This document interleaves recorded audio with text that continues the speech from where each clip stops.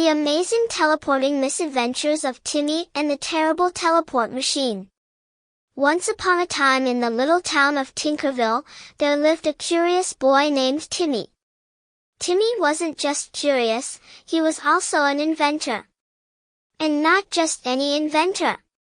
Timmy was the sort of inventor who thought every invention should involve blinking lights, buttons that go boop, and a sprinkling of glitter for good measure. But one day, Timmy decided to invent the ultimate invention, a teleport machine. Timmy imagined the freedom of a teleport machine. Just one button press, and poof, you're at school.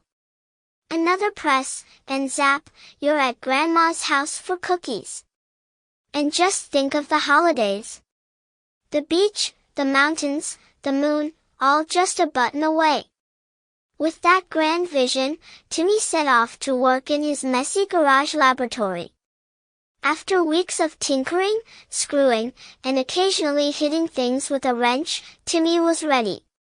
His teleport machine looked, well, it looked like a blender, if we're being honest, but that was beside the point.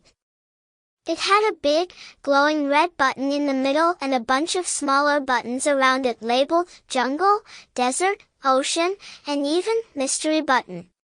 Timmy was so excited he didn't even pause to think about that last one.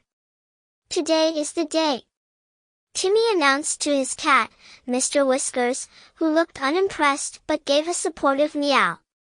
Timmy stood proudly in front of the machine and took a deep breath. All right, teleport machine, take me to the beach. He pressed the beach button and then smashed the big red button.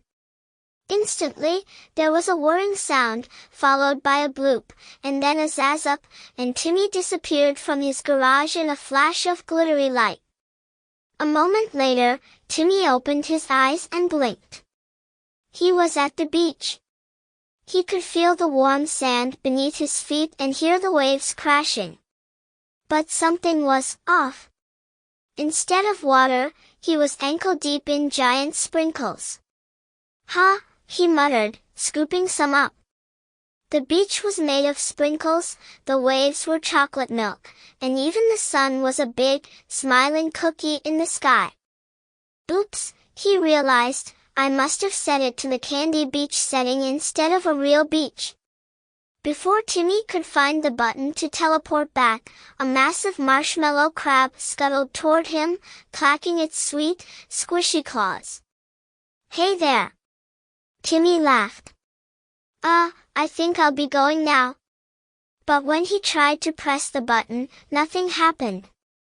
In fact, the teleport machine started making a strange noise like gurgle gurgle plop.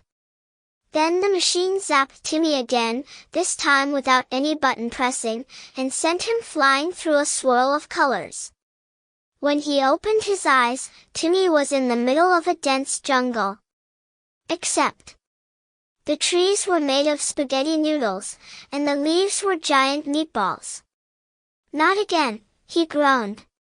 Just then, a family of spaghetti-swinging monkeys dropped down from the meatball trees, chittering and offering him giant spoons. They looked like they wanted him to join their spaghetti-slurping dinner party. Thanks, but I really should be getting home," Timmy said nervously. But no sooner had he reached for the teleport machine than it zapped him again, teleporting him somewhere new. This time, he was underwater. Fish swam all around him, but they had the strangest things in their fins, books. There were coral libraries and fish librarians shushing seahorses as they zipped between shelves. Timmy found himself inside an underwater reading nook, surrounded by fish who apparently loved to read.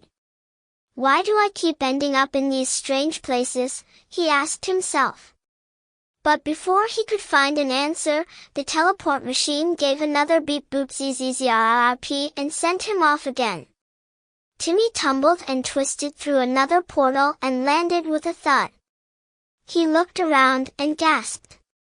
He was on top of a snowy mountain, except the snow wasn't snow. It was mashed potatoes. And where there should have been a gentle, snowy slope, there was a mountain of broccoli trees and rivers of melted cheese. Just as Timmy started wondering how to get down, the ground began to rumble.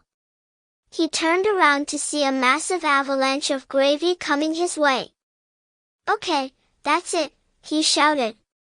"Teleport machine, take me home." As the avalanche of gravy roared closer, he hit every button he could find on the teleport machine, including the dreaded mystery button. This time, the teleport machine did its biggest zap yet. Timmy felt like he was spinning through space and time until he landed with a gentle plop in his garage. He looked around. Everything was back to normal, no candy beaches, no spaghetti jungles, no mashed potato mountains. Mr. Whiskers sat by his feet, purring, as if to say, "I told you so." Timmy sighed, relieved but exhausted. "Well, that teleport machine needs a bit of work," he admitted. "But maybe it could be a candy blender after all." With a chuckle, Timmy unplugged the machine and went inside to tell his parents the wild story. Of course, they didn't believe a word of it, but that was fine. Timmy had plenty of souvenirs to remind him of his teleporting adventure: sand in his shoes, a meatball in his pocket, and a mashed potato stain on his shirt. And, just to be safe, he decided that his next invention would be something simple, like a popcorn-making robot that doesn't teleport anyone anywhere at all.